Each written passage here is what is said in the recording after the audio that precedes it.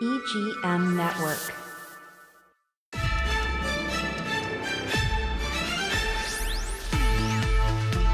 Hey, we're back again. Podcast number 18, Jesse. Can you believe it? I know it. Yeah, an 18. Yeah, this is going to be 18. About bad capitalism part 3. I was only planning on doing 2 parts, but I dug into something else and I found, well, there's another part that we should probably look at, right? That's right. You know, Sir Paladin and Jesse, we sell those tax certificates, right? Yeah. In the third party market, right? Matter of fact, I just bought a bunch this past month to kill myself. Up at 4 o'clock in the morning, checking all that stuff up. Okay. Anyway, I take the risk. If you buy it from me, you take the risk. Okay, just pass that right over you. And as always, you know, I deal with the evergreen media here. You know. Yeah, thank you. Actually, these guys are fabulous. You know, it's I send this guy junk, and he turns it into a miracle broadcast every time. And I never leave home without my American Express card. And I won't do a podcast without Jesse. I mean, he's like super duper. I call him Jesse James. That's how good he is. Thanks, Bill. And Jess, you know this is podcast number 18. I always ask you a question, right? Yeah. Boston Red Sox, number 18. Number 18. Was that Jim Rice? No. Okay. Well, I go back. Maybe it was. Go back, okay. 1967, 1968. A little before my time, but yeah.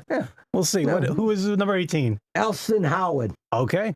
You know the name Elston Howard? I've never heard of him, no. He used to play for the Yankees. He played 2 years, 67 and 68 with the Boston Red Sox. Okay. In 67, they won the pennant because Elston Howard was the catcher.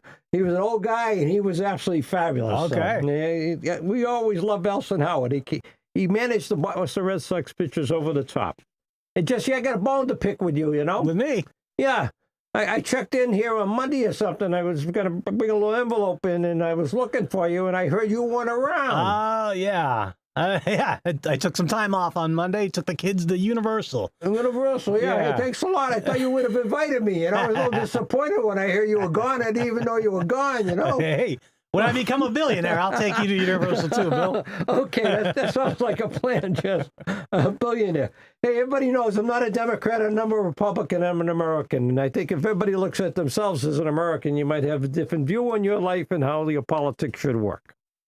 As an American, we always deserve a lot better, don't you think so, Jess? Absolutely. And a lot of people run around call global warming a hoax, and I'll tell you, I'm an advocate of clean air, clean water, and good life. Yeah, definitely. Show us the picture there, Justin. What do we get any information on? Back to that, yeah. So, so this is the global warming video from NASA. As you can see, the planet has warmed up considerably all over the planet over the past 50, 75 years. Yeah. It is definitely warmed up. That is your empirical evidence. You can't argue with evidence. You can't argue with science. So there it is. NASA, too. I think that's one of those top quality agencies within the country that they they cut stuff, but they'll probably cut this out pretty soon, too, you know. Basically, they don't.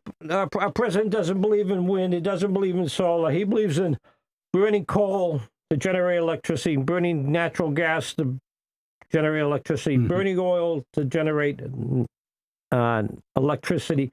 All that stuff in the end is going to damage the oceans and the environment. It's just your conclusion, right? The other stuff is clean. And I don't know if you want to go there, but I think I really do. But he's got a lot of these big backers sending these super PACs a lot of money that he personally benefits from. So he'd like to keep it just the way it is. Pollute the world and let's move on. Yeah. Okay? Yeah.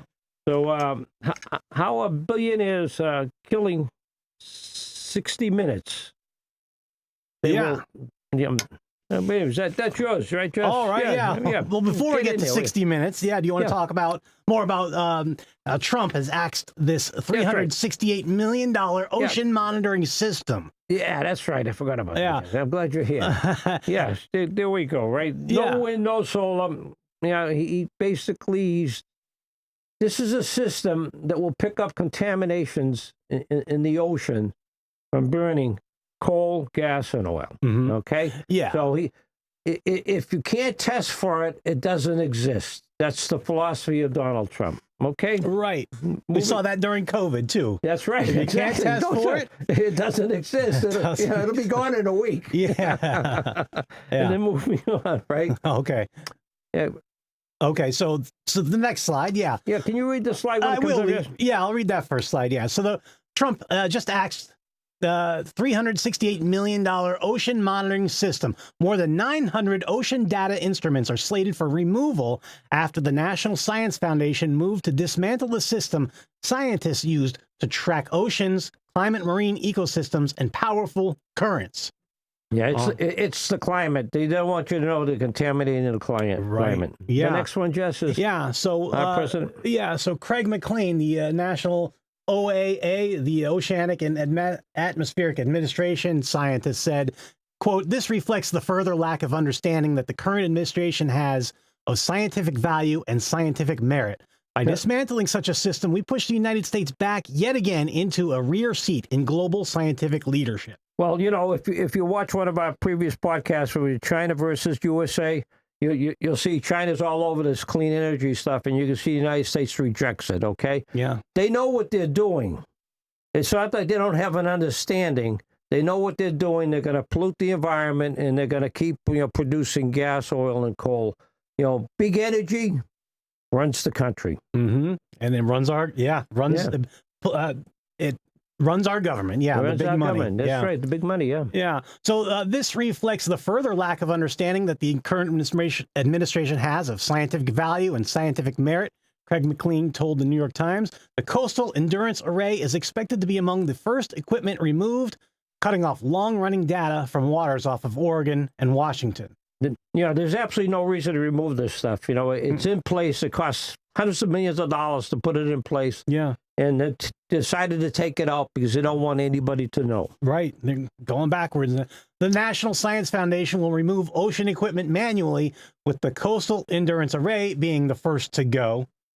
And the Ocean Observatories initiative was designed to provide continuous ocean data for researchers, engineers, educators, and climate scientists. NSF has described the move as part of a broader infrastructure strategy, but critics warn that losing long-term measurements make it harder to track ocean acidification, extreme events, and climate change in real time. Yeah. Acidification of the ocean is a real serious problem, or it can be. As time goes on, it will be. Mm-hmm. And they call it climate change. I call it global warming. We always introduce the show with the podcast with global warming. It's there. The more of these toxic chemicals that come out of these fossil fuels, it just contaminates everything. Yeah, it's going to make the planet warmer and warmer. Warmer. You got that right. 900 ocean data tools that cost $370 million to install will now be removed. And that's taxpayer money to install it, taxpayer money to remove it. The plan was for the buoys to remain in place for another 15 years, but removal operations are now in progress. Yeah, isn't that unbelievable? It really is. Why remove it if you're getting good information out of it? It's like crazy. Yeah, absolutely. But that's how our government runs, That's it right now, yeah. Yeah, absolutely. Yeah. That's unfortunate. Yep. So that's the shame. That's the shame in that. In removing those ocean data collection devices. Yeah. Hey, Jesse, remember I gave you that special thing? A special thing? Yeah. Can you skip to that? Because based on time, we've got a lot to get to. So sure, if you can, if that doesn't screw you up too much. Are we talking about the Steve Bannon clip? What special thing? Yeah, Steve Bannon. All yeah, right. See, I got to tell you, before we even started, Steve Bannon, I got a lot of respect for this guy. He's a brilliant guy, and he knows what he's doing. And he's pretty upfront about what he's doing. I may not like what he's doing, but I got a lot of respect for him. He's not hiding. He's out there telling you the way it is. That's true. You could say a lot about him. No, really. But he's a really bright guy. But he is He's a lot smarter than me, I'll tell you that much. So here's Steve Bannon on flooding the zone. I said, all we have to do is flood the zone. Every day we hit them with three things. They'll bite on one, and we'll get all of our stuff done. Bang, bang, bang. These guys will never be able to recover. 4 years later, that's still the strategy. And guess what? Bannon says it's going great. He told the Washington Post, quote, "It's working. It's just stunning to me what they're doing, and it's not getting covered because it's too much. They're overwhelming the system." So yeah, they're going to keep flooding the zone. That's right. They're going to flood the zone. And that is what President Trump has taken into his second term here. He's flooding the zone puts out a whole bunch of crap. He wants the news media focusing on the junk, the crap, and then he's trying to sneak in all the other stuff that they really want to benefit their their donors and their super PACs. Yeah. So I look at that as and I'm starting to think we're going to come up with another clip. Jesse, Pam Bondi resigned, right? Right. Yeah. Yeah. Why do you think she resigned? I think because she wouldn't have to testify to her crimes. She ended up testifying. And she did, though, yeah. And she said the guy that's coming up in the next clip had total responsibility for releasing the Epstein information, and he really didn't. Anyway, I think she resigned. She might have got a lot of pressure, basically, to give Donald Trump immunity and his family immunity going forward on all the crimes they committed. Okay? So he probably said, this is what you're going to do, and she probably said no. So, and Donald Trump, he's been a scammer his entire life. He happens to be our president, and he's scamming us to death. That $10 billion lawsuit, that's one of those things, flood the zone. Yeah. Put that out there, get a lot of eyeballs on it. Doesn't mean anything, right? And then the judge says you can't do it. They say, oh, okay, I'll buy by the judge, which is a lot of crap. Right. The $1.8 million settlement was just another distraction. Flood the zone, right? Yeah. I mean, he doesn't really care about the $1.8 billion, right? We have a clip to show coming up what he really cares about. That's right.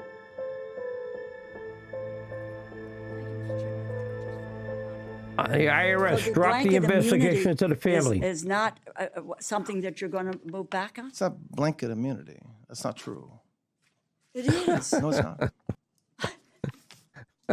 Not true. There was a settlement that the IRS entered into with President Trump and others, his family and his companies. As part of that settlement, as is customary in IRS settlements, there's a separate AG order.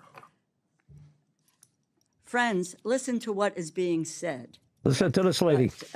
Today here. This is really pretty extraordinary, that we are going to forever barred and precluded from examining or prosecuting the president, his sons, and the Trump organization's current tax filings. Simply put, you just gave the president and his family a tax immunity to the tune of about $100 million. Not true. Well, yes, you have, my No, friend. it's not true.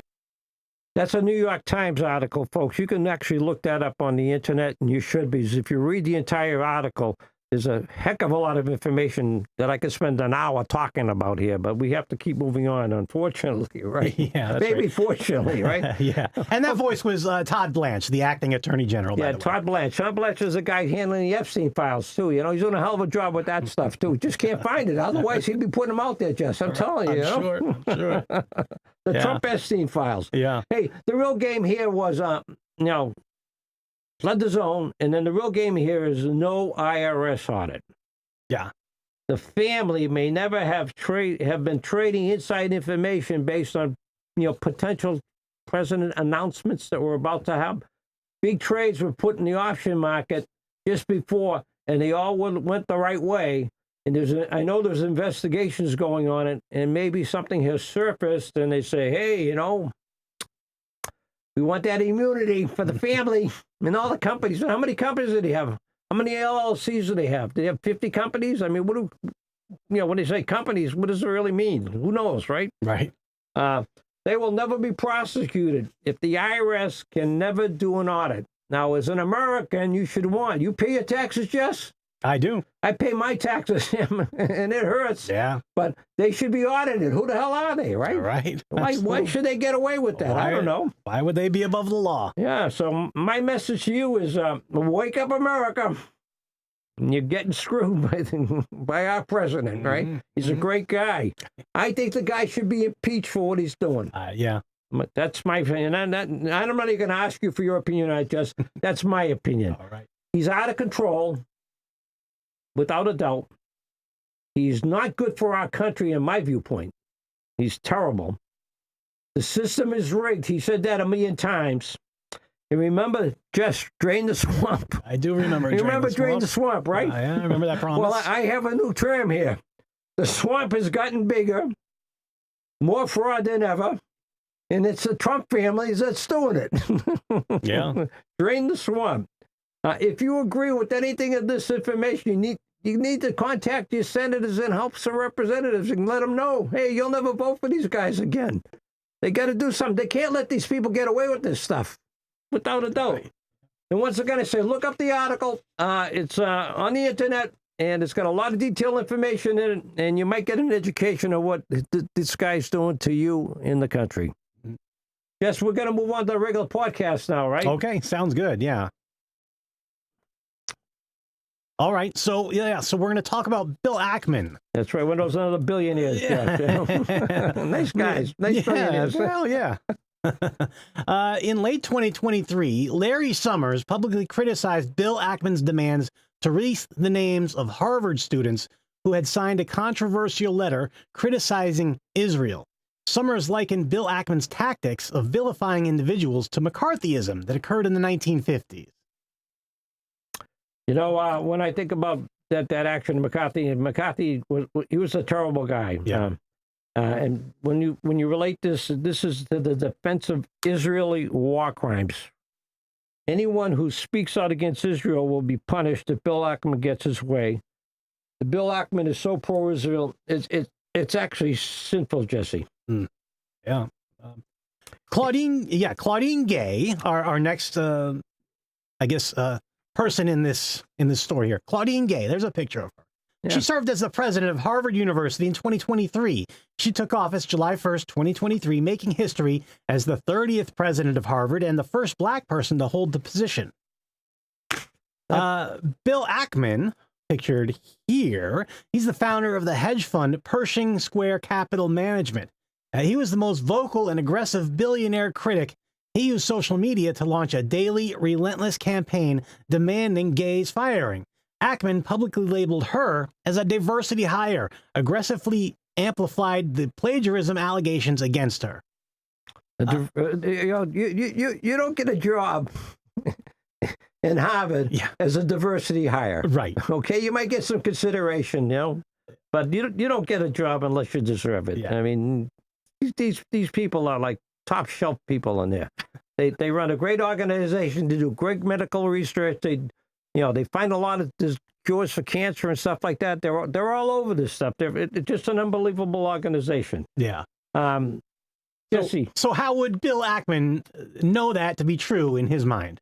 That, she's a diversity hire. I have no idea how the hell he would know that. I mean, that's like reaching up. Oh, yeah, there must be a diversity. She's black and she's a female, I guess, right, Jess? Right. Yeah, exactly. So let's look at Peter Hegseth and see if he is discriminating against. Before about that, please do.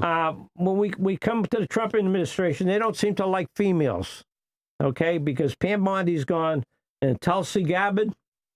Those are people in his administration. They're gone, right? Right. Okay. So President Trump basically was chasing Harvard, to get rid of this person as well. Okay. Yeah. And once again, she's black and she's a female.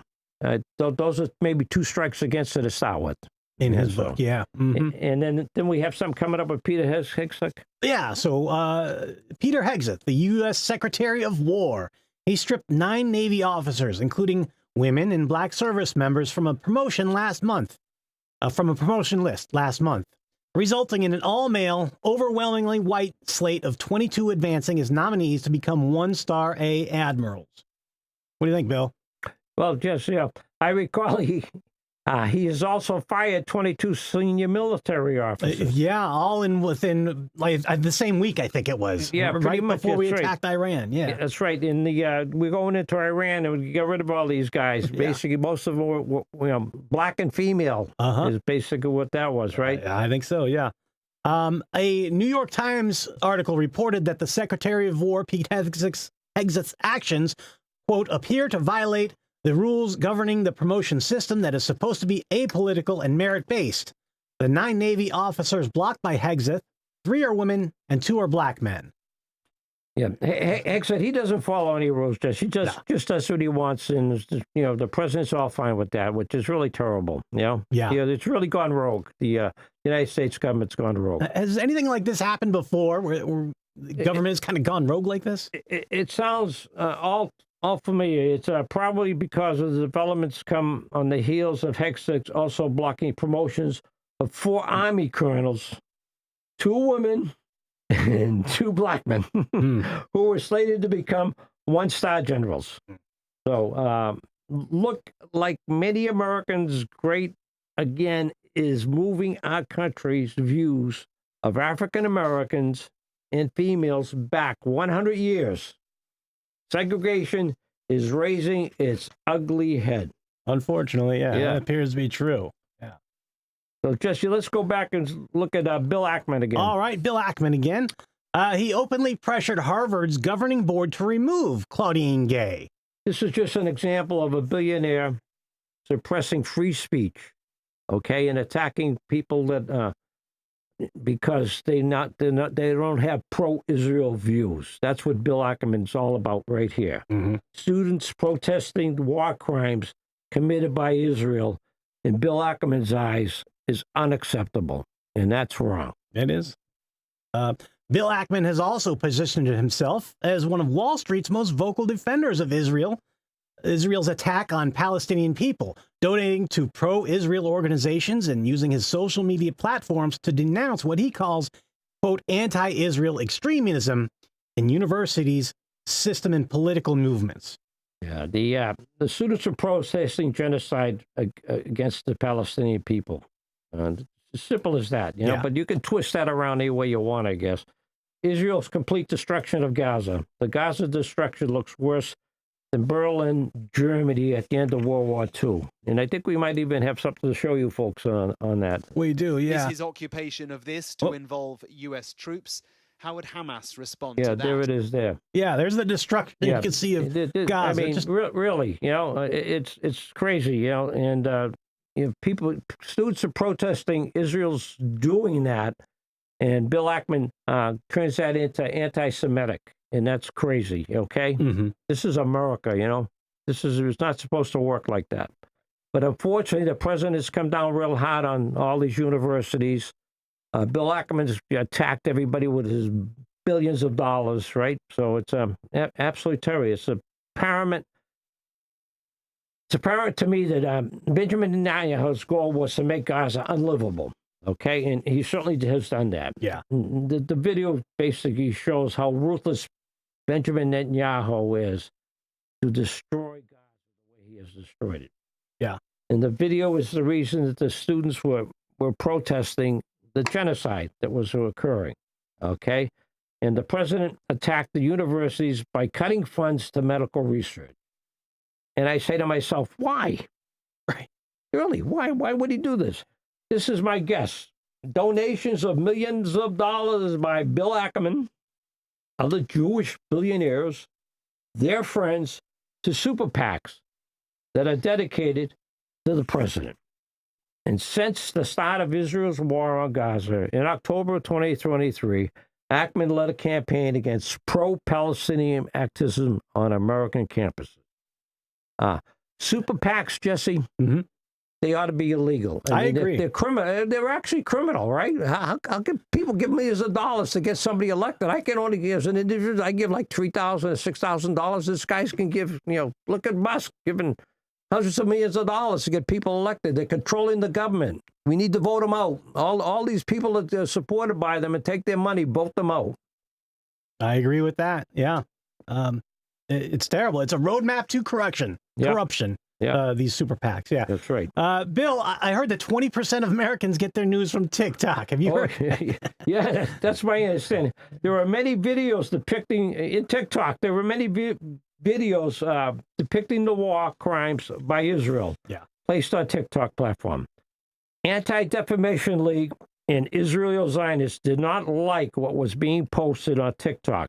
Even if it's true, they didn't like it. It's bad PR. Right. And Donald Trump's a PR kind of guy, if you know what I mean. Remember, Donald J. Trump was going to get rid of TikTok in his first term, right? That's right. I remember that. Yeah, but now our president loves TikTok. And once again, I wonder why. Right. Let me see if I can tell you here. This is what I come up with. TikTok now is in the hands of Larry Ellison, David Ellison, and Michael Dell. Check these guys out, boy. See what you can find. You can be sure that these war crime videos against the Palestinian people by Israel will not be displayed on TikTok platform anymore going forward. Okay, they basically have taken over the media, and that's a big 20% news, and that's 20% of Americans. Imagine how many are like under 35 that do from there, right, Jess? Yeah, and that's just the people who admitted to it to a pollster. It could be a lot more. Could be a lot know? more. That's right. Yeah. You can also see we did this with the past the Bad Capitalism Part 2. Mhm. You should take a look at that. Yeah, yeah. Please review that You can see episode. stuff on the Israeli war and how all this stuff is being taken over by billionaires. When I say billionaires with hundreds and hundreds of billions, not just $1 billion, right? That's like chump change, I guess. So basically, that podcast that will cover the government lie of national security as a reason TikTok had to be owned by an American company. The real reason is controlling what young people see, hear, and tell. If we tell that lie 1,000 times on TikTok, it will become the truth. And that's what they want to do. They want to take it over and change the messaging of TikTok, suppress free speech. Yeah.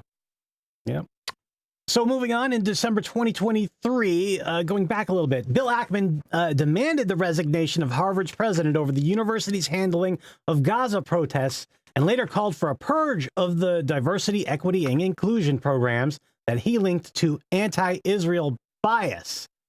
How the heck would he know? Those things were leading into that bias. I can't figure out how he's just making this stuff up. It sounds like the president. You know how the president kind of makes up statistics and thinks he's talking. Yeah. I think this guy's doing the same thing. Just flooding the zone. Flooding the zone. Bull Billionaires crap, want yeah. to prevent minorities from obtaining opportunities of a lifetime. There's a term in the purge of diversity. I don't know what the hell that means. Jess, you got any idea what the purge of diversity means? Sounds to me like make everything white. Yeah, make everything white. I think you might have that. It's a very interesting term. Yeah.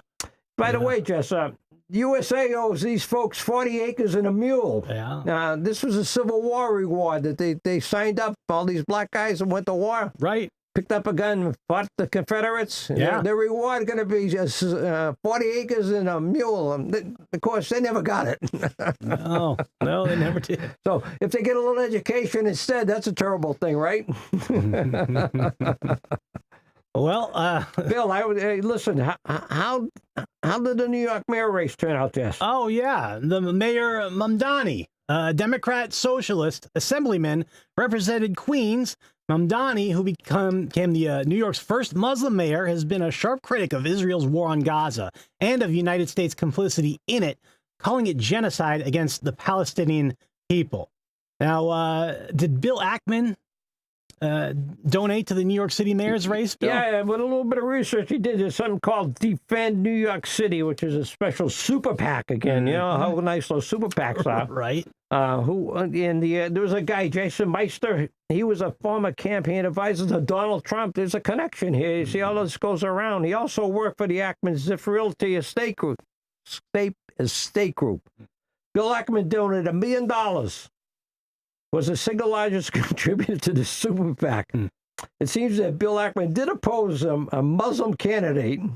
Mamdani was a Muslim speaking out about genocide in Israel, just like the students protesting at the universities.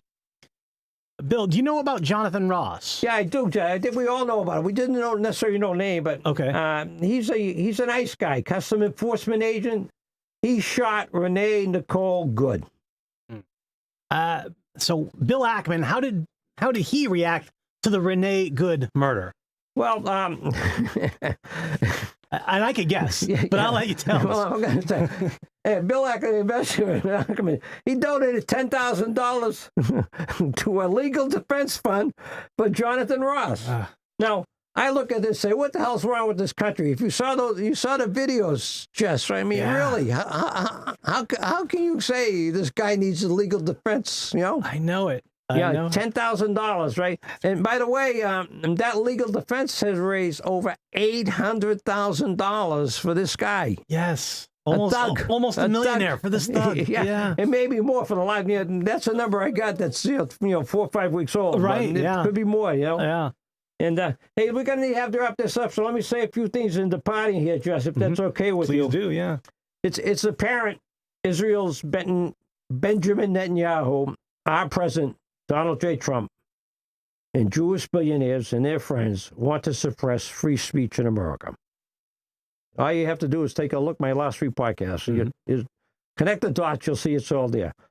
Rule 1 of Dictator's book is control the media, control the message. And that's what they're doing. They're absolutely doing that.